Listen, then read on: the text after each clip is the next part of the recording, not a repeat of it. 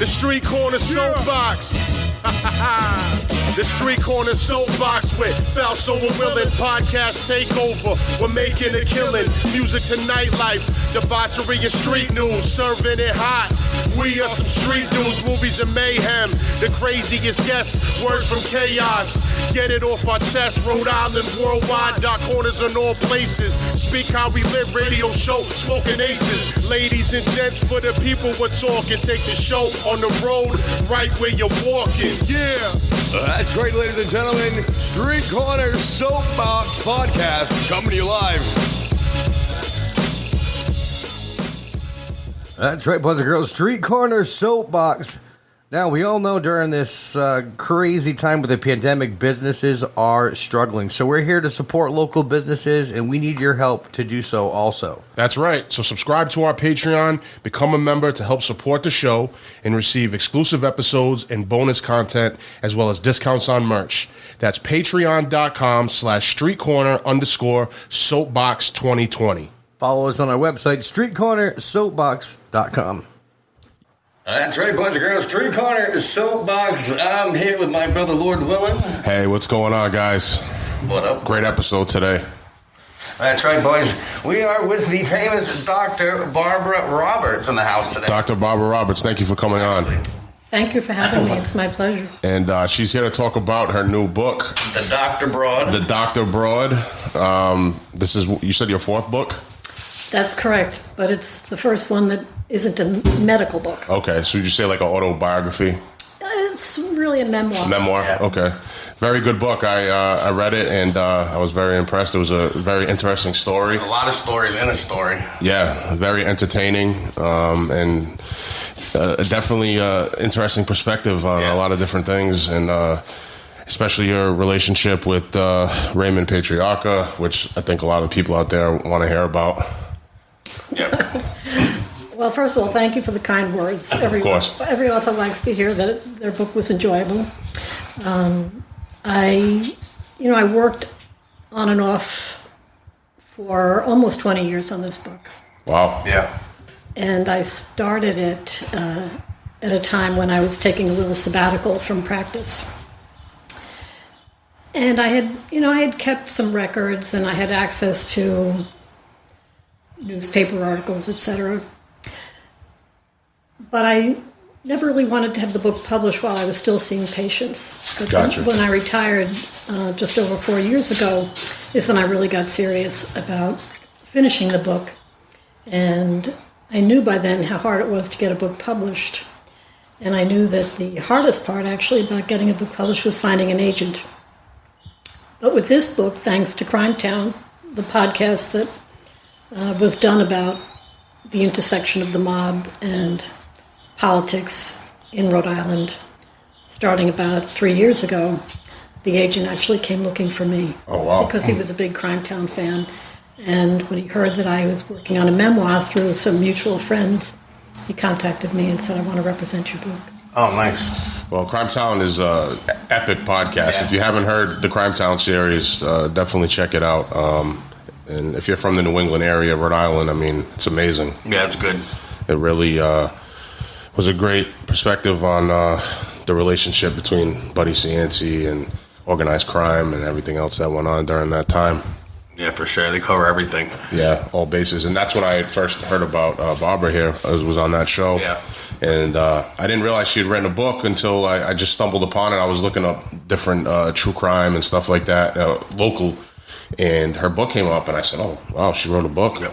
And We reach out. yeah, we reached out just And your on a response whim. time is amazing. Yeah, she responded to us, I think, within a day. Usually it takes a little bit longer than that, but I was like, okay, cool. This is going to be good. So basically what we want to do is we have some topics of conversation pertaining to the book. So we're just going to ask you some different things. And Sure. if there's nothing that you don't want to talk about, that's fine. Just, we'll just go through. And so starting off, the book starts off with you becoming the point where you became Raymond Patriarca's cardiologist on December 4th, 1980, and you were actually driven to the state police barracks in Scituate when he was having a health crisis. Do you want to talk about that a little bit? Sure. The way I got introduced to Raymond was through Jack Cicilline, and I became friends with Jack Cicilline through his best friend, Dr. Robert Undalia, who was a cardiac surgeon at the Miriam Hospital where I was practicing. And Bob Undalia was one of the first physicians who started referring me patients. If you're a specialist, you really you depend on referrals from other doctors for your patients. And Bob referred Jack Cicilline's father to me. And Jack's father had had a massive heart attack and was hospitalized in South County Hospital. And unfortunately, by the time he got transferred to the Miriam, this is early in 1980, the damage had been done. And he spent about 6 weeks in the coronary care unit, but ultimately died. But during those 6 weeks, I became good friends with Jack and his wife, Sabra, and his 2 brothers and his sister and his 5 children. And so Jack and Bob and Delia and our families started socializing, and I got to meet many of Jack's friends, one of whom was Raymond Jr. Patriarca. And after a while, Junior told me that he was very unhappy with the care his father was getting from his current cardiologist, and he asked me if I would take on his father as a patient. And I said, sure. I mean, I knew who Raymond Patriarca was. You couldn't really grow up in the Northeast in the 1950s and 60s and not know who Raymond Patriarca was. Sure, I had seen him on TV, testifying in front of various congressional committees.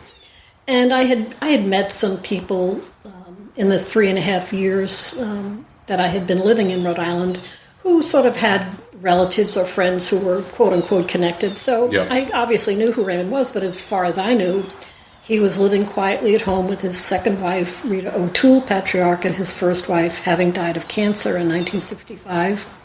And at that time, as far as anyone knew, he was not facing any legal problems. And so I said, sure, Junior, just call my office and we'll schedule an appointment, which he did. But then before that appointment could take place, his father was admitted to the Fatima Hospital with a gangrenous toe, which required amputation. Now, I knew that Raymond Sr. had been diabetic since the 1940s, and I knew that he had suffered a heart attack in the 1960s. And when he suffered the heart attack in the 1960s, he was actually cared for by Dr. Paul Dudley White, who was probably the most famous cardiologist in the country at that time. Paul Dudley White was asked to consult on President Dwight D. Eisenhower when he had his heart attack. And I knew that both diabetes and coronary artery disease were progressive conditions. And I knew that given the amount of time that had passed, about 40 years for the diabetes and over 20 years for the heart attack, that it was likely that he had some, serious health problems. So when he was admitted to Fatima Hospital for the amputation, I said, no problem. When your dad is discharged, just call my office, reschedule the appointment, and I'll see him in the office. So he did. But within a couple of days of being discharged from his hospitalization at Fatima Hospital, Raymond Sr., while having dinner one night, was arrested and taken to the Scituate State Police Barracks on charges of accessory and conspiracy to murder based on the testimony of an informant. Now, I happened to be in Jack Cicilline's office that evening because Jack and his brother Stephen were representing me in a custody battle, a custody suit that had been brought by the father of my youngest child, whom I had never married. But he was suing me for common law divorce, palimony, and custody of our young daughter on the grounds that I was an unfit mother. So, in the middle of this conference, Jack hadn't arrived at his office yet, but I was talking to his brother Steve, and a friend... Just a mail truck. A friend of Junior's burst into the office, white-faced, saying they just arrested Raymond Sr. and took him to the Scituate State Police Barracks. And Junior and Rita are very worried about him because he had taken his insulin, but he was too upset to finish his dinner, and he forgot his nitroglycerin. And they said, we can't reach any of his doctors. I said, well, let me try. And I tried to reach, because I knew who his other doctors were, and I couldn't reach them. So finally they kept saying, we really want him checked, we really want him checked. And in my mind, I had already agreed to be his physician. And I knew that, this probably was a very stressful situation for Raymond Sr. And so finally I said, you know what, all right, I'll go and check on him. So one of the young associates in Jack's office drove me up to Scituate, and on the way there I'm thinking, oh boy, what have you gotten yourself into, Barbara?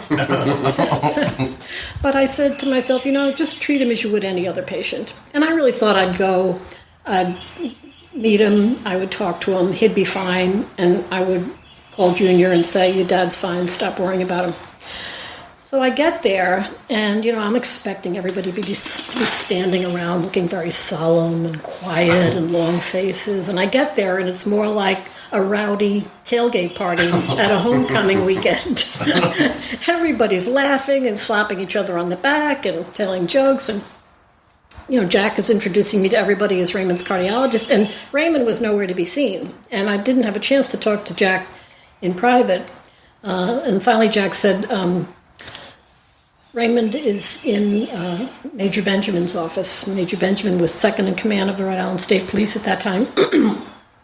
So Jack went into the room and told Raymond Sr. that Rita and his son wanted him checked by Dr. Roberts, who was his new cardiologist. So he said, okay.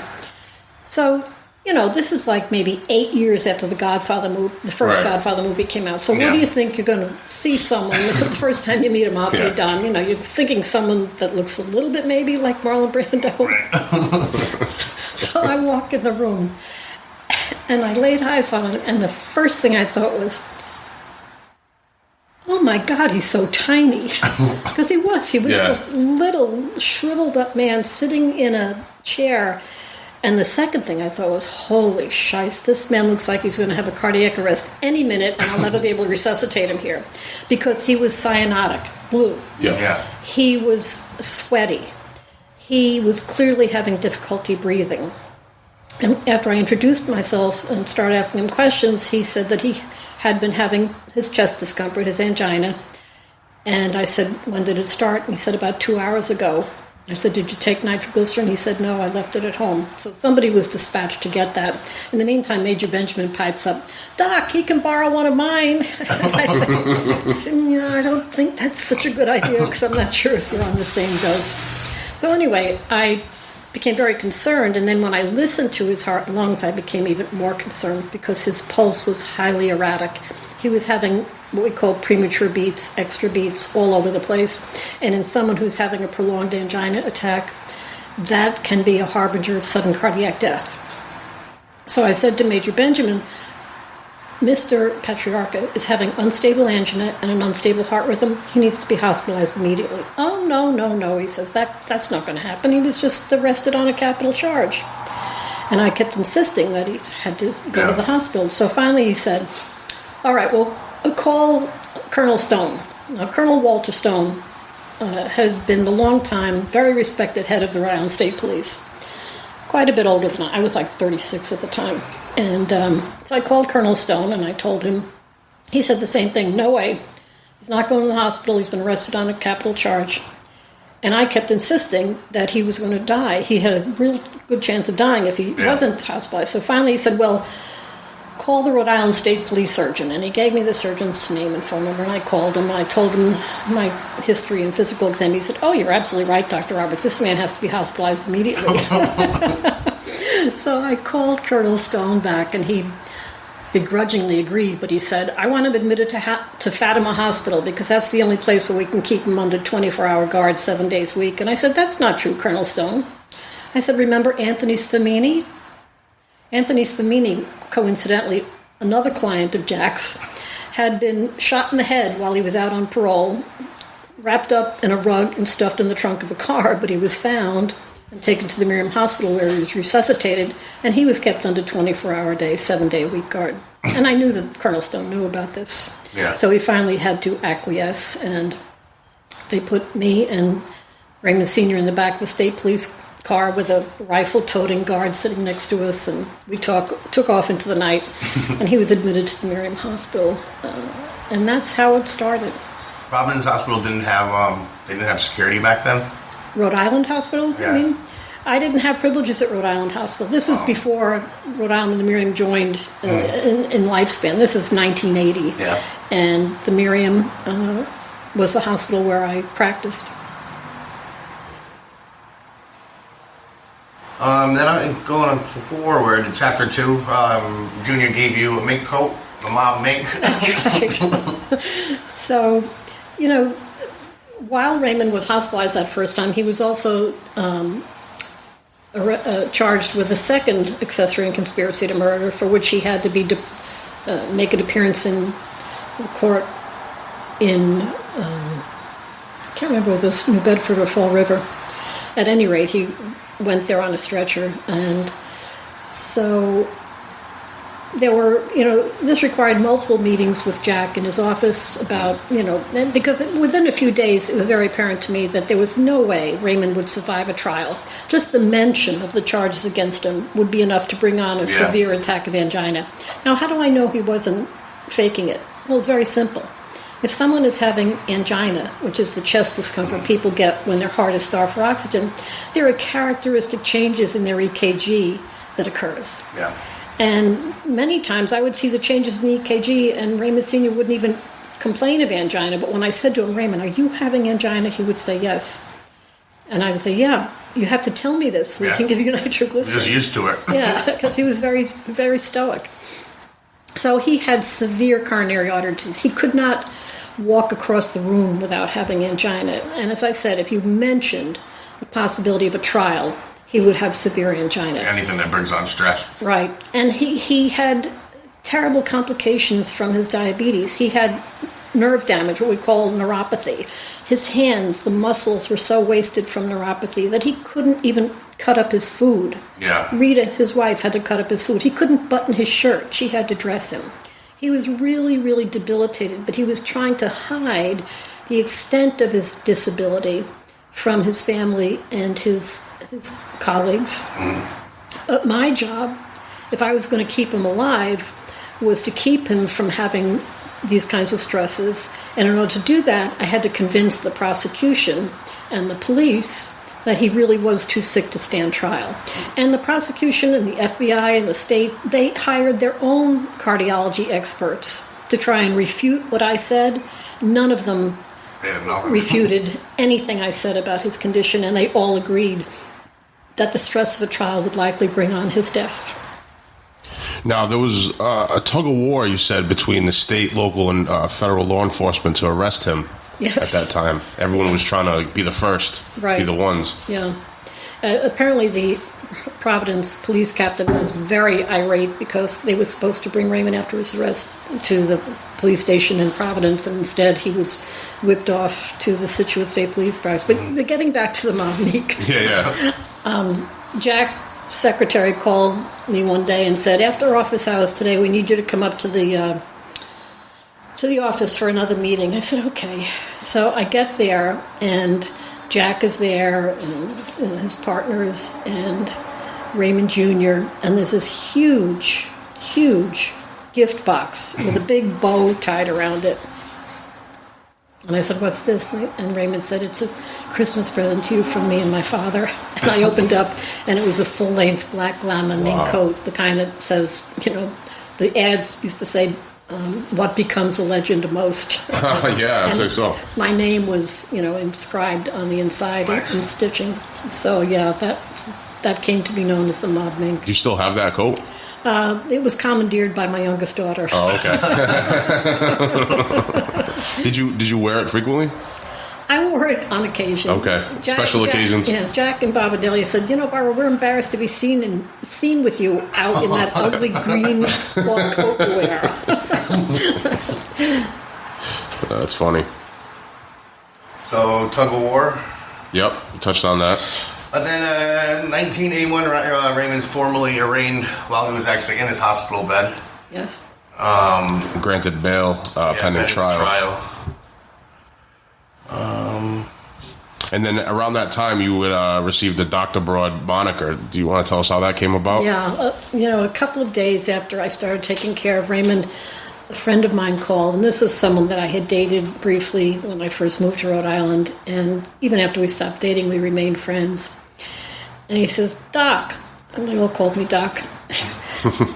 I said, yeah, what? He said, I got a funny story to tell you. He said, you remember so-and-so? I said, yeah, I remember him.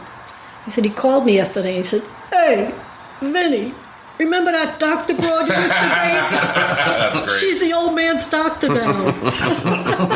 And I thought that was hilarious because to me, a broad was a woman with large breasts and a small frontal lobe of the brain, and I was the opposite. At least I'm sure about not having large breasts. Did it offend you at all being called that? And I know we'll touch on it in a minute, but I know you were in the feminist movement and everything. Yeah.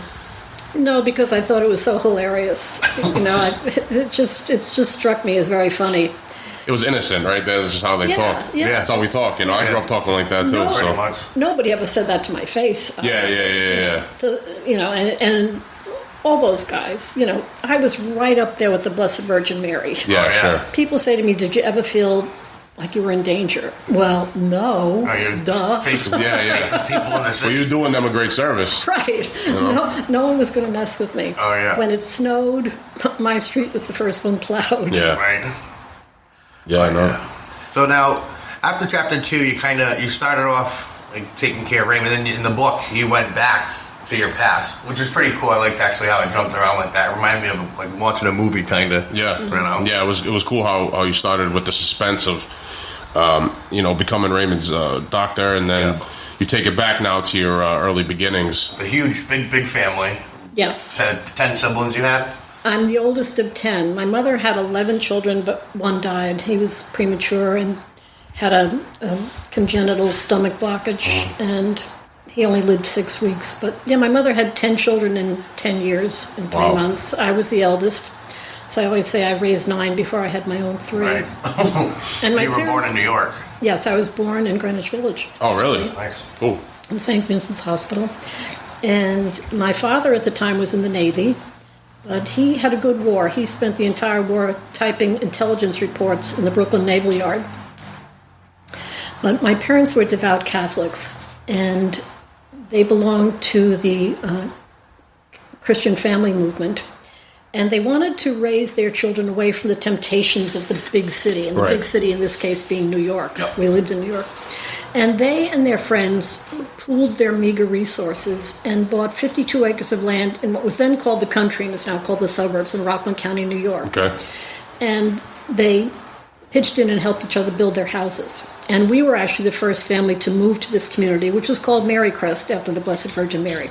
Ah, that's where the name comes from. Yes. Okay, makes sense. So we moved to Marycrest in November of 1950. My mother was pregnant with my sister Rosa, and we moved into a house that didn't have electricity, just had a generator because they hadn't run the electric wires to this area yet. We had no central heating. The house was heated by a potbelly stove. And it was kind of primitive. Well, no electric, for one. Yeah. Yeah, I would say so. Right. So, but as I said, my parents were devout Catholics. We had a plaque on the dining room wall, and the plaque read, "Christ is the head of this house, the unseen host at every meal, the silent listener to every conversation." That's intense. Talk about Big Brother. Right? And my father's favorite expression was, "Rally round your priests blindly." Wow. So yeah, So we were raised to be saints, preferably martyrs, because if you were martyred for your faith, then you went straight to heaven, you bypassed purgatory, and no matter how bad you were, you didn't go to hell. Now, were you living in it was like a commune of all different families that had the same beliefs? Yes. Okay. Yeah, everybody was a devout Catholic. And some of the families, we had 10 children, a couple of the families had 12. The smallest family had only 5 children, and we wondered about that. Only 5. Yeah, that's interesting. And also, I read that your family had a connection to Marty Krompier, who was an associate of Dutch Schultz. That's right. My mother and her identical twin, my Aunt Veronica, I couldn't say Vera. They called her Vera. I called her Bea, so everybody wound up calling her Aunt Bea. Her husband, who was killed in World War II, my Uncle Bernie Clark, whom I never met because he was killed before I was born, his sister, May Clark, was a showgirl. She was apparently drop-dead gorgeous. And she met Marty Krompier, who was an associate of Dutch Schultz. And at my Uncle Bernie Clark's wake, I said he was killed in the war, Marty Krompier slipped my Aunt Bea a $100 bill, which was an enormous amount of money in those days. Yeah. So that was my first brush with organized crime. Yeah, so you already had a connection with the organized crime before you even really realized it. So moving ahead, you want to touch base about attending the Barnard College, and on the 22nd, 1963, the JFK assassination. Right. So I decided when I was in high school that I wanted to be a doctor. And why did I want to be a doctor? Because I couldn't become a priest. My father worshipped priests and doctors, and I wanted to make my father happy. So since I knew I didn't have a prayer of becoming a priest, I decided I would become a doctor. And actually, a friend of mine who was a year ahead of me in high school had gone to Barnard as a pre-med student.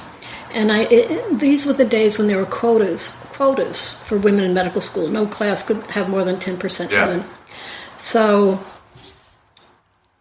I knew that I would have a much better chance of getting accepted to medical school if I went to the female equivalent of the Ivy League, if I went to one of the Seven Sisters colleges rather than a Catholic all-girls college, which is where my father wanted me to go.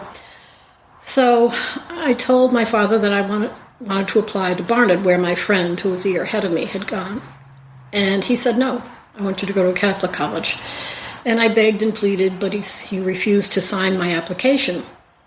But luckily at that time, a very dear friend of my parents, a priest, Father Edwin Duffy, he was like our family priest, was the chaplain of the Newman Club at Columbia. And Barnard was the women's college at Columbia.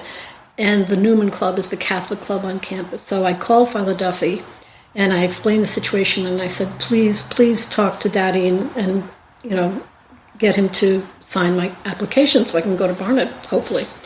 So, and he did, and he convinced my father that I wouldn't necessarily become a communist if I went to Barnard. So I started at Barnard, and I was a chemistry major, and I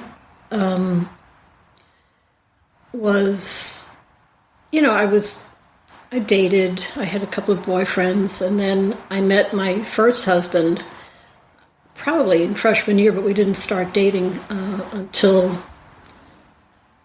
I think our summer between sophomore and junior, or junior and senior, I can't remember. At any rate, I remember vividly walking through the front gates of Barnard on November 22nd, 1963, and hearing the news that JFK had been assassinated. And that was sort of like a turning point for my generation. Yeah, right. The world that we knew came to an end. Yeah, that was crazy. Must have been just a surreal moment, hearing that the president's assassinated. Yes. Yeah. Especially someone who was so young and vibrant. Yeah, and JFK had a lot of fans. Oh, yeah, he was definitely a popular president, for sure. And then you also attended New York University School of Medicine. Yes, for 1 year. There was something at Barnard called professional option, and if you completed all your major requirements and got accepted to medical school a year early, Barnard would give you credit for your first year of medical school as your senior year of college. So I started medical school at NYU. But then my husband, Archie, who was a very famous college athlete, was being recruited by both professional football and professional baseball teams. Oh, no kidding. I didn't ever see the baseball. Yeah, I read that. And he was drafted by the Cleveland Browns, and you guys moved to Cleveland? Yes. And then he was also going to medical school at that same time. And while you were pursuing your career, and then he was playing professional football. Yeah. Well, the deal was that in his first 2 years, he would be on the taxi squad, on the reserve squad.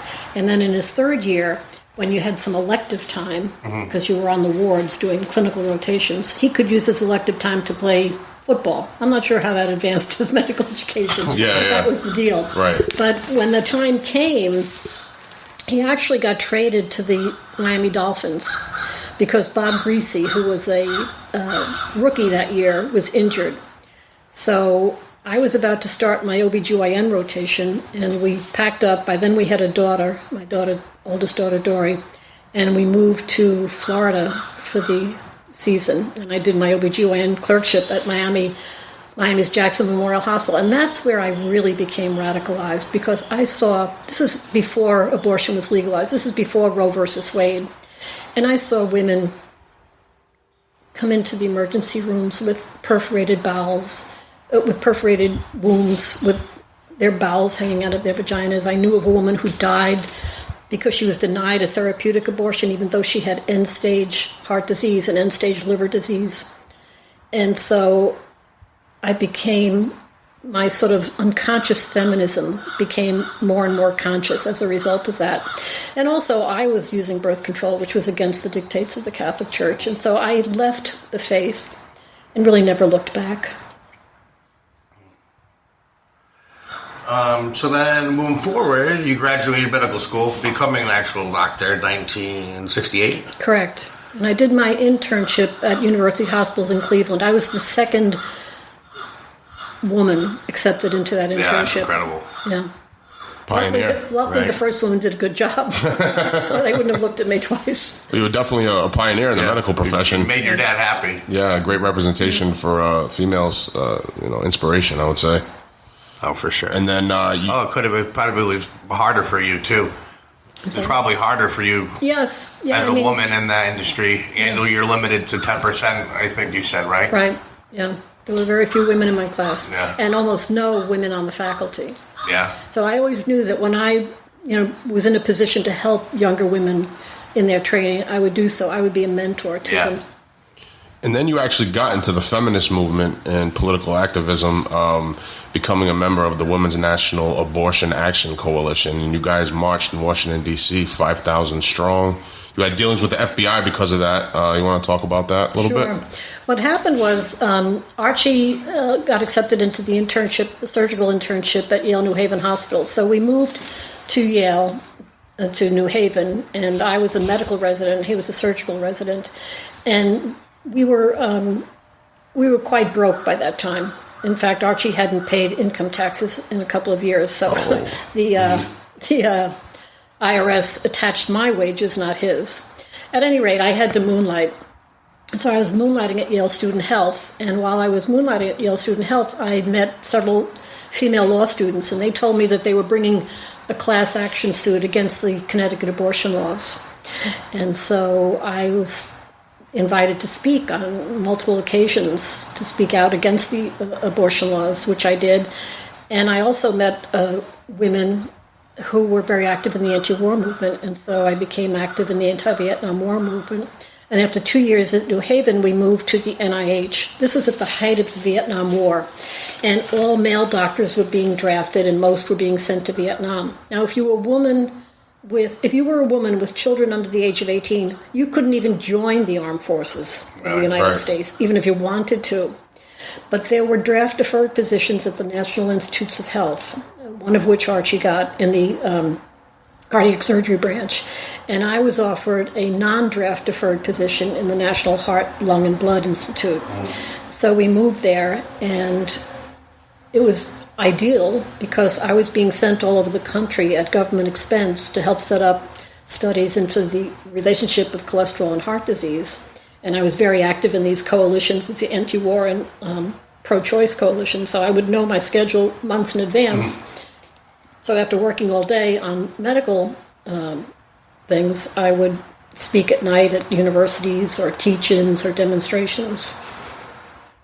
And in 1973, the anti-abortion statutes are deemed unconstitutional because they violated the right to privacy. So you guys actually, completed your mission in a way. And right about the same time, the Vietnam War ended. Right. So it was like I went from being, flying all over the place to... So you traveled a lot. I did travel a lot. Yeah. Well, you believed in the cause, and you were speaking out against what you felt was unjust. Yeah, but it severely impacted my marriage, and Archie and I wound up divorcing. Yeah. He really didn't want to be an equal partner. I was totally responsible for the child care. I was totally responsible for the cooking, the cleaning, and he didn't want to hear about doing any of that stuff. And I had become quite the feminist. Yeah. And that was not Not something I gonna was fly. willing to. Yeah, you weren't going to compromise No. that. So then you appeared on Good Morning America, Yes. debating about abortions. Yes. How was that? Again, it's very interesting. Yeah. It's Because it's brought actually to the forefront. You know. yeah. The thing is, it's not really about when human life begins. I mean, first of all, a fetus is no more a human being than an acorn is an oak. An acorn is not an oak, and a fetus is not a human being. But even if the fetus, or to use the old Catholic teaching, the sperm itself was defined as human being, abortion should still be legal because anti-abortion laws gave the fetus rights that aren't enjoyed by anyone else in our society. If you were going to die tomorrow without a kidney transplant from me, there is nowhere in the world there is a law saying that I have to donate you my kidney. Right. But anti-abortion laws gave the fetus the right to live inside an unwilling person's body and to use not just her kidneys or her lungs or her heart, but every organ system in her body without her consent. And just the way the act of sexual intercourse can be a brutal rape or a very high expression of love, so pregnancy can either be a longed-for event or a disaster of epic proportions. True indeed. And women should, since it's a woman's body that's involved, she has the ultimate say, Yeah, I agree. in my opinion. No, I agree with you on that. I think so too. Yeah, for sure. And I mean, what the like, especially like the rape victims when they get pregnant. Right. I mean, know, that's I mean- that's Yeah. just a completely different. Yeah, I know that happened to a friend of mine, but she kept the baby. Yeah. But, I mean, that's I can't even imagine having to deal with that. You know. So you're also big into sailboat racing. Now, I don't want to mispronounce the name of your boat, but you want to talk a little bit about that? Yes, I named my boat Boadicea. Boadicea. Boadicea or Boudica, depending on who you read, was a Celtic warrior queen. She was the leader of a tribe called the Iceni, and she led a big Nice. revolt against Rome about 30 years after Rome invaded British Isles. There was no Britain at that time. Yeah. The island of what we now call England was a lot of tribes, Right. Celtic tribes. Boadicea led a big revolt against Rome, and before she was eventually defeated, she burnt to the ground Colchester, St. Albans, and London. In fact, when they were digging to put in the metro system in London, they would come across the layer of ash that dated to the year that Really? Boadicea laid waste to London. So she was a hero in Celtic folklore. Yes, she was. That's very interesting. Having Celtic roots myself, I enjoyed Yeah. that part of the. Yeah. And since I had been revolting against Rome for much of my It makes life, sense. Yeah, no. it made sense to name my boat after another rebel That's cool. against Rome. Now, have you still do the boat these days? I sail on other people's boats. Okay, so you. But I had my boat for about 9 years. Oh, nice. And I campaigned it in Narragansett Bay. And in the summers, I would, take the kids to Block Island or Martha's Vineyard. And once we actually made it as far as Nantucket, but that's about a 2-day sail. Oh wow, You watch the races out here in Newport? Very often. Yeah. nice. So, and then pretty much around this time is kind of where it reverts back to where you started the book.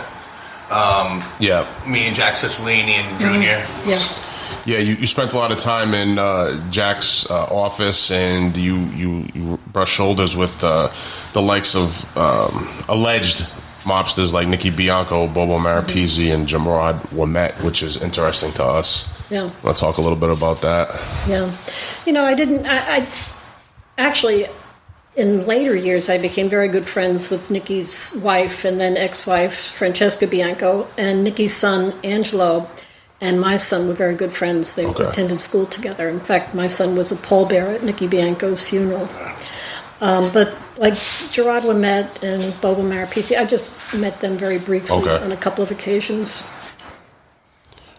So then after this, you end up meeting Louis Baby Shanks Manocchio. Right.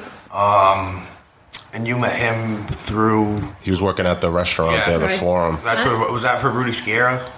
Well, what happened was I had been doing a heart catheterization on a patient who had a cardiac arrest on the table and couldn't be resuscitated. And that was absolutely devastating to me. And I was beside myself. And so after I had talked to the family, I called Jack and I told him what had happened. Because as I said, Jack and I were very good friends by that time. And he said, you know what, I'm just about to go have lunch. Come up to the hill and I'll take you out to lunch. So I drove up to his office and we walked down the street. And the Forum restaurant was in Di Pasquale Square. Yeah. Right. And we walked in, and a gentleman that I took to be the manager came up and said, hi, Jack, welcome to the Forum. And Jack said, hi, Louis, I'd like you to meet my friend, Dr. Barbara Roberts. And that was how we met. And there was like an instant attraction between us. Sure. And he was very attentive. Louis kept coming over during our lunch and making sure that everything was to our liking. And then after we'd finished eating, he asked Jack if he could give me a tour of the restaurant, which he did. And when we were leaving, Louis said, I hope you'll come back. Please feel free to come at any time. And I had a couple of friends who were nurses at that time, Ginny and Rita and Patty. And I called them and I said, I've met this really attractive older man, because Louis was 17 years older than I, and I had never dated anyone who was that much older than I. And he is the manager at a restaurant on Federal Hill that has really good food. You want to come to lunch with me there next week? So about a week later, we all went and had lunch, and Louis was very attentive again. And when we asked for the bill, he said, no, this is on me. And that's how it started. Now, were you aware of his background at all at that time? I was. I had, when Jack said his name, I remembered, I said to myself, I wonder if this is the Louis Manocchio that was on the lam for 10 years and came back to Rhode Island a few years ago. And in fact it was. So I said to Jack when we left, I said, is that the one they call Baby Shacks? Yeah. He said, it's actually Baby Shacks. I know, Baby Shacks, yeah. Baby Shacks. He said, yes, it is, and I think you made quite an impression. So, what was it like dating a man of that background? Well, we had to be very, very careful that no one knew about this, because the credibility of my testimony about Raymond's health would have been severely impacted, if not destroyed, if people knew that in addition to being the mob doctor, I was now a mob mistress. We never, the only time we saw each other in public was at the restaurant. Yeah. And so we were very, very careful that no one knew about it except our closest friends and family. Yeah, he would have been a conflict of interest probably in the trial. Well, as I said, when it came to testifying about Raymond's health, which I had to do all the time, right. My testimony, my credibility would have been shot. Yeah. Now, talk about, you were attacked in a cemetery by a naked, masked man. Yes. What happened there? I think it was in March. Anyway, it was early spring, and I decided to take a walk in the cemetery, and I was walking down where it abuts some woods on the Seekonk River, and I had just passed a tombstone, someone by the name of Kirby, and I noticed it because my grandmother's maiden name was Kirby. And this man jumped out from behind the gravestone wearing only a ski mask and sneakers and started attacking me. And all I could think of was, oh, my poor children, my poor children. I'm the only parent they have, and now they're not going to have anybody. But I kept screaming and fighting. I wasn't going to go down without a fight. Yeah, sure. And finally, he knocked me to the ground, and I was, kicking up and trying to kick him in his privates, frankly. And I was making so much noise, I think he got scared because he ran off, and I saw him lean down and pick something up, and I thought, oh my God, he's picking up a rock, and now he's going to bludgeon me to death. But he kept running back into the woods. And this older couple had heard my screams and came running down to see if I was all right. And, the inside of my mouth was all cut up, and I was horribly shaken. But I decided that I had to report this to the police because he was this maniac, and who knew?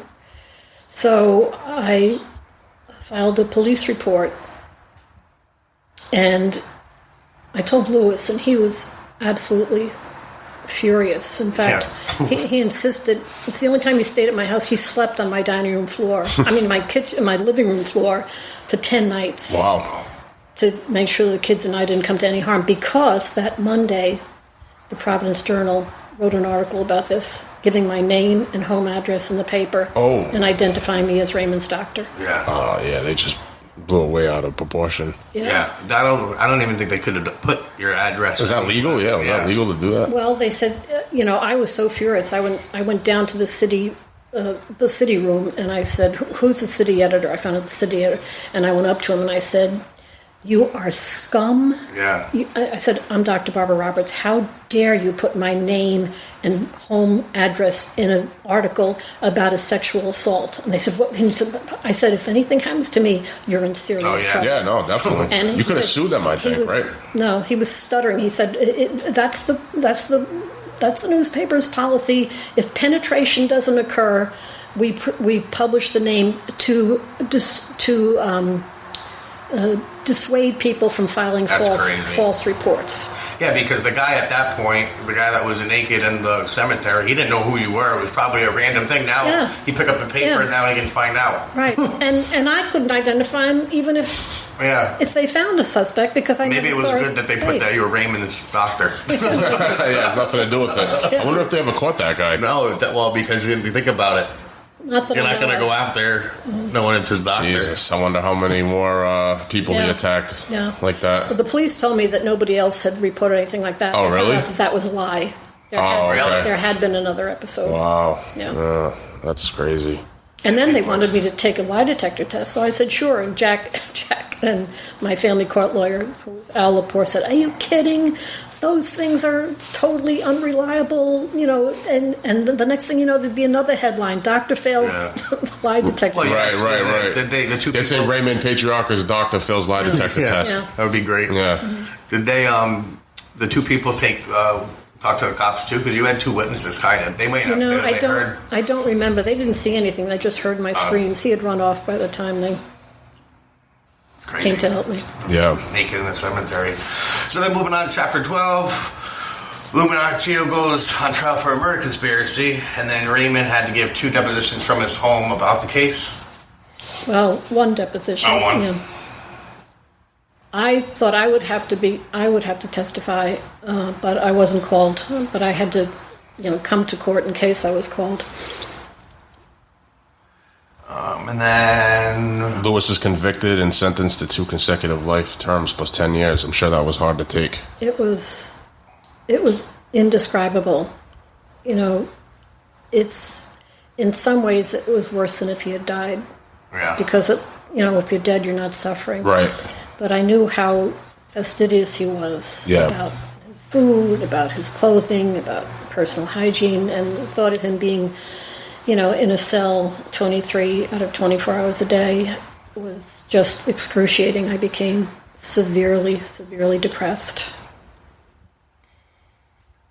Yeah, and so moving on, in July 11th, 1984, Raymond Patriarca passes away at Rhode Island Hospital. We'll talk a little bit about that day.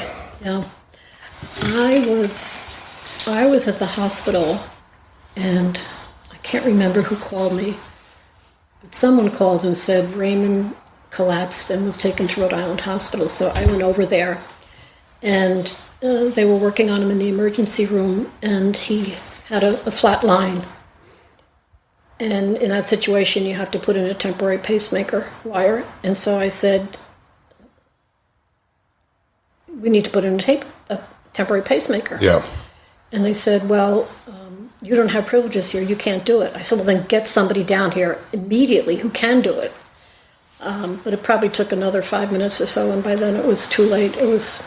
He was not able to be resuscitated. How come you think did they have options to put it in ahead of time? Not ahead of time. There was no reason before this. He had never had, problem. He never. At one time, he had a temporary pacemaker, but that very slow heart rhythm never recurred. So we didn't see any reason to put in a pacemaker.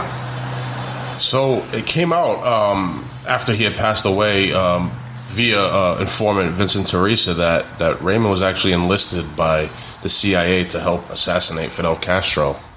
And I had heard about that, but then I read it in the book too. Yeah, he denied it. I mean, he said, sure. He said that they're just making up stories. Yeah. Yeah. You didn't have any insight into that? No. I mean, when I went to see Raymond, and I did see him, I would make a house call every week. Yeah. Rita would make us lunch. But I would do most of the talking. First of all, I would ask about how he'd been doing for the past week, how much angina he'd had. Yeah. Sometimes I'd do an EKG, and I'd always check his blood pressure and listen to his heart and lungs. But I mostly told him stories. I mean, I told him the story about Marty Krompier. Yeah. I used to tease him and say, Raymond, I'm probably the only one of your doctors who has an FBI file as thick as yours. Now, there's probably a lot of different opinions about Raymond and his legacy. I mean, growing up, this is obviously generations after, but I always heard different stories about him, and a lot of them were actually good stories. Yeah, I mean, your grandmother grew up in the same neighborhood as him. Yeah. What would you like Raymond's legacy to be from your relationship with him? You could tell the people. Well, I had a very different perspective on Raymond than most people. Right. I mean, I was his physician. He was my patient. My job was to use every weapon in the medical armamentarium to keep him alive as long as possible.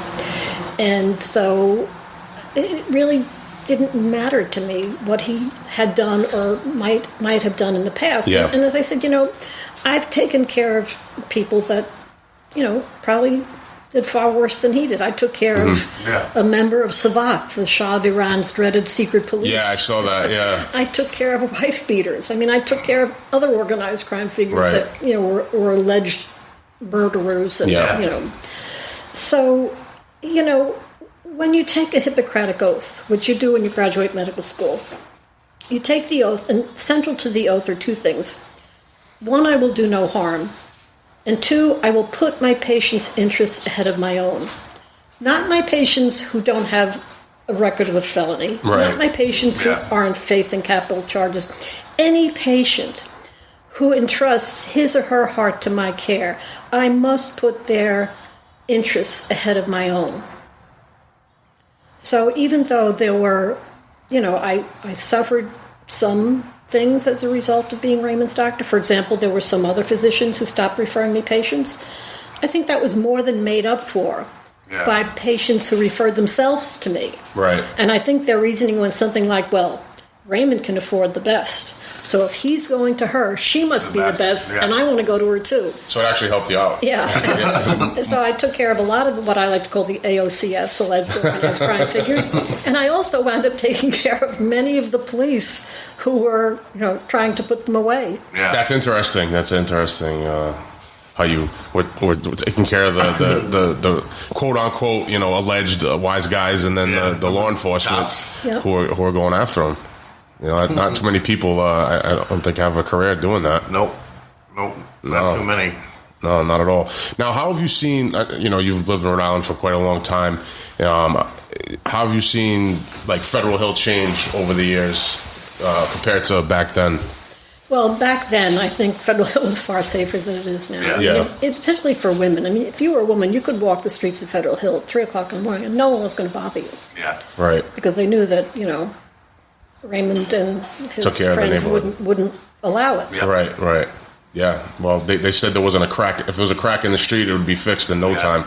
Yeah, that's what my grandmother told me stories. Same thing. Nothing really bad happened in the neighborhood at all. Yeah. And if something did happen, it got rectified fairly quickly. Yeah. Yeah. You got anything else you want to ask? You got any other books you're working on? Not at the moment. No. I have a couple of ideas, but they're in very embryonic form. Mm-hmm. Okay, so you might have something in the works, but not set in stone. I'll tell you one thing, I'm keeping better records now in case I do. Actually, the book ends when I meet Joe in 1989, so there's many more years that I can talk exactly. about. Yeah, definitely. Sure. I look forward to reading something else. Now, where can people get this book? Well, I think it's still in several Rhode Island bookstores. Yes, Barnes & Noble, they had a bunch of them. Right. Wakefield Books, Barrington Books, the Miriam Hospital gift shop. Okay. Oh, nice. And it makes a great Christmas present, folks. Yeah, And you can order it online on Amazon or Barnes & Noble or any of the online booksellers. I think Target sells it online. Yeah. And You have a website, too, for the book, right? a website, thedrbroad.com. thedrbroad.com. I love it. Yeah, you guys Great read. definitely a good story. Yeah, we touched on some points in the book, but, we didn't want to give everything away. So Yeah, exactly. if you want to hear the full story, make sure you go get The Dr. Broad by Dr. Barbara Roberts. And thank you for coming on. That was Dr. great. Roberts, thank you. We appreciate your time. Great stories. Thank you to our husband as well for having us. You're very welcome, and thank you for having me. Okay. You heard that, guys. thedrbroad.com. A Mafia love story. Dr. Barbara H. Roberts. Check out the book anywhere. Barnes & Nobles. Order online. Amazon. Christmas gifts. Stocking stuffers. Yes. Hear more of the story. Street Corner Soapbox. We're fucking out of All here. right. Peace.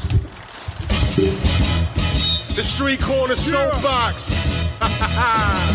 If you're a fan of the podcast, you can help support the show by donating to our PayPal at paypal.me/Street Corner Soapbox. That's right, guys. Make sure to like and share all of our episodes.